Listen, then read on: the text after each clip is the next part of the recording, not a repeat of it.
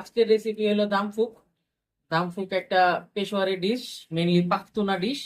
আফগানিস্তান এবং পেশোয়ার দুইটার মধ্যে ফেমাস ডিশ। মূলত পাঠানরা এই ধরনের গোস্ত খায়, গোস্ত প্রক্রিয়া করে খায়। তো এর জন্য আমাদের যেটা প্রয়োজন হলো সেটা হলো রেওয়াজ বা চর্বি, যেটা সেটা, এবং তার সাথে হলো গোস্ত। এটা আসলে মেইনলি দুম্বার গোস্ত দিয়ে করে, দুম্বার এই রেওয়াজ গুলা বেশি থাকে। তো আমাদের গরুতে রেওয়াজ ছিল, যে কারণে আমরা গরু দিয়ে করতে পারতেছি। তো এখানে আমরা মূল যে জিনিসটা সেটা হলো প্লেটিং। তো প্লেটিং এর জন্য আমাদের যে জিনিসটা দরকার, প্লেটিং বা পটিং যে যেটাই বলেন, তো সেটার জন্য আমাদের যা দরকার সেটা হলো টমেটো, আলু, রসুন, কাঁচামরিচ। ঠিক আছে, খুব কম মশলা দিয়ে রান্না হবে। তো প্রথমে যেটা করতে হবে সেটা হলো এই পাতিলের মধ্যে আমরা টমেটো বিছিয়ে দিব। টমেটোর কাজ হলো যে পোস্তগুলো যাতে না পুড়ে, হ্যাঁ। তো এটা না পুড়ার জন্য দেয়া মেনলি। আর যেহেতু আমরা এটার মধ্যে কোনো ধরনের তেল বা পানি ইউজ করব না, তো সেখানে যাতে বস্তুগুলো না পুড়ে যায়, তো সেটার জন্য এই ব্যবস্থা, এছাড়া আর কিছুই না। তো আরেকটা কাজ হবে সেটা হলো একটু ঝোলটা ঠিক হবে। আর তার থেকে বড় কথা, জেনুইন যে রেসিপি সেটার মধ্যে এটা ইউজ করে, দ্যাটস ওয়াই আমরা ইউজ করব। তারপরে আমরা যে জিনিসটা দিব, টমেটোটা বেছানোর পরে আমরা দিব আলু।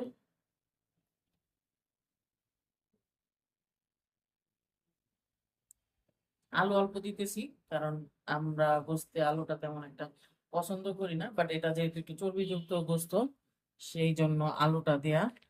তো এখানে আমরা চর্বির টুকরাগুলো দিয়ে দিচ্ছি। হুম।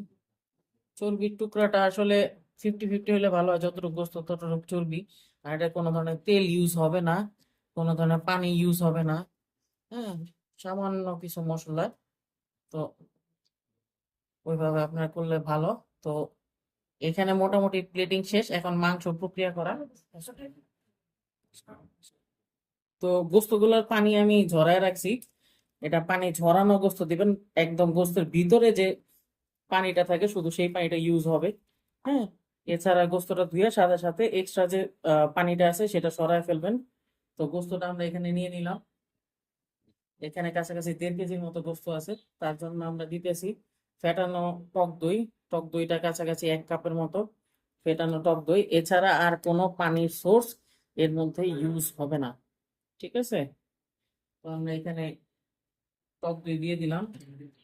টক দইয়ের পরে আমরা যেটা দিব, আদা রসুন বাটা। এখানে আমার আদা রসুন সমান সমান পরিমাণে বাটা আছে। তো এটার কাছাকাছি 2.5 থেকে 3 চামচ দিব। তো এখানে আমি 3 চামচের মতো আদা বাটা দিলাম।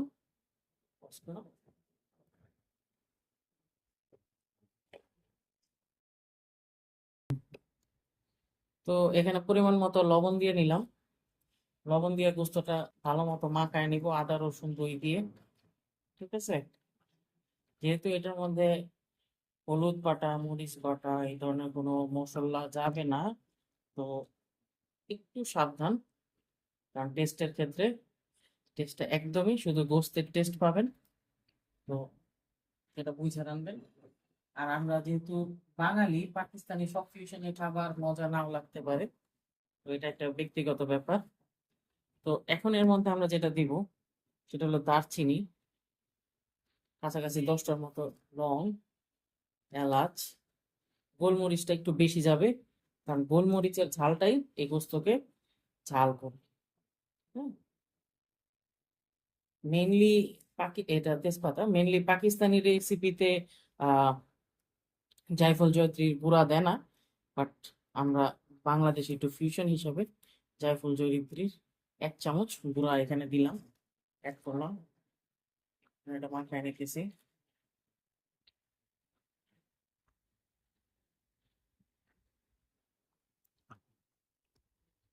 মাখানো প্রায় শেষ।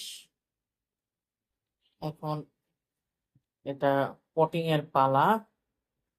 তো হাড্ডি টাইপের যেগুলো আছে সেগুলো একটু নিচের দিকে রাখার চেষ্টা করবেন, গোস্তগুলো উপরের দিকে রাখার চেষ্টা করবেন। কারণ গোস্তগুলো অনেক ভাপে এমনি গলে যাবে।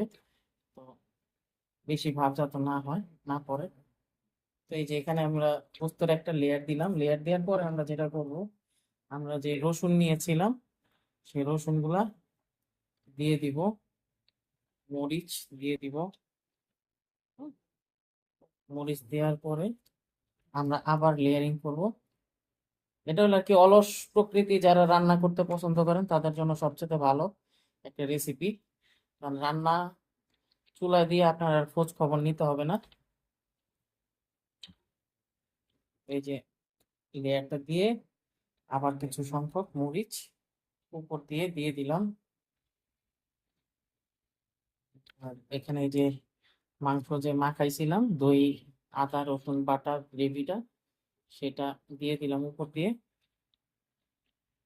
দিয়ে সুন্দর মতো ইভেনলি স্প্রেড করে দিতে হবে যাতে সব দিক দিয়ে সমান ভাব পায়। আর মিনিমাম এই 4 আঙ্গুল পরিমাণ জায়গা উপরে গ্যাপ থাকে এরকম একটা পাতিল দিবেন, কারণ এটা সম্পূর্ণ ভেপরে রান্না হবে।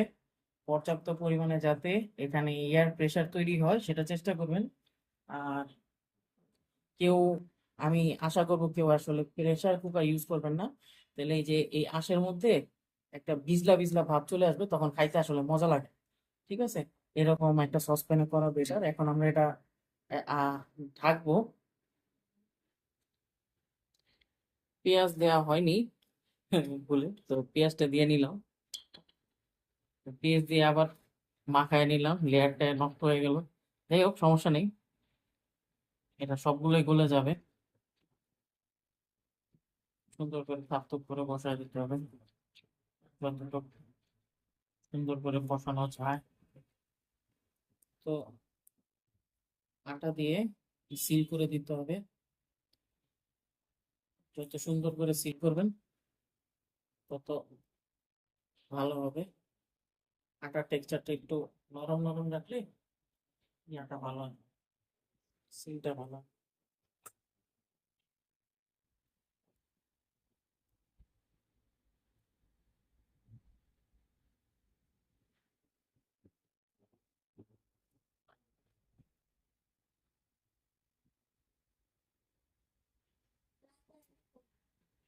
তো এটা সুন্দরভাবে সিল করে দিলাম।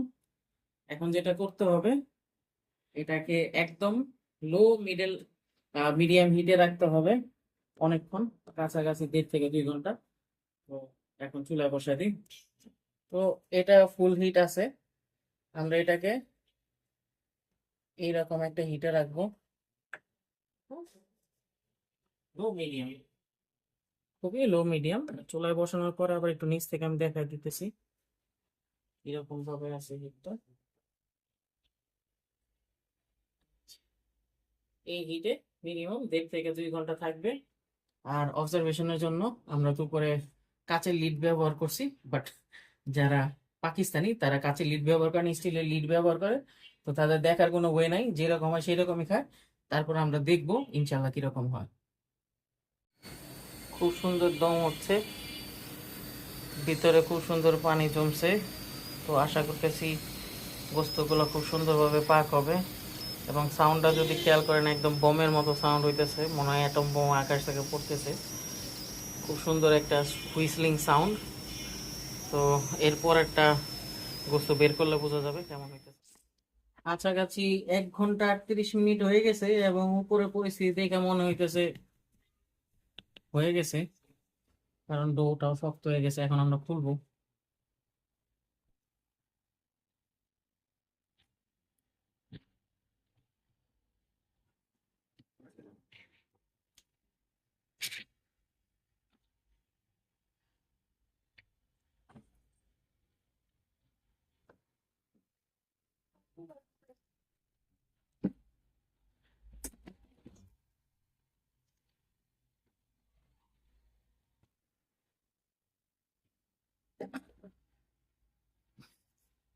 তো এখানে দেখতে পারতেছেন গোস্ত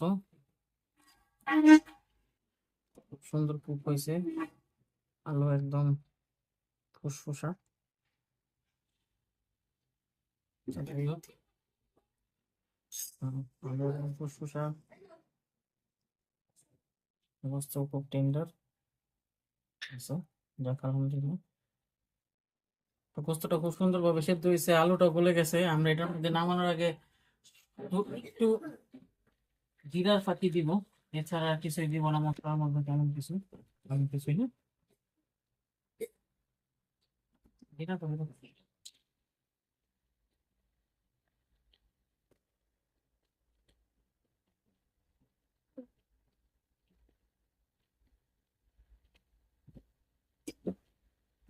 জিরার ফাঁকিটা দিলাম শুধু আমাদের দেশি ফিউশন হিসেবে, জেনারেলি দামফুকে দেয় না, পেশরি গোস্ত দেয় না, আপনারা যে যেটাই বলেন। দামফুকটা হলো গিয়া প্রসেস, পেশোয়ারি গোস্ত বা মশলা ছাড়া গোস্ত যে যেটাই বলে সেটা হলো একটা ডিশ। এটা হলো দামফুক প্রসেস, হ্যাঁ।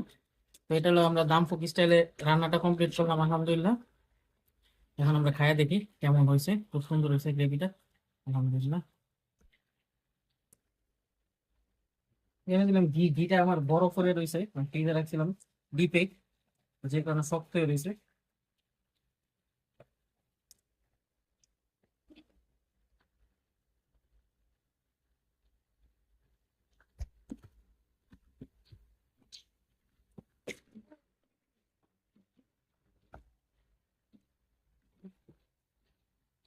খুব সুন্দর।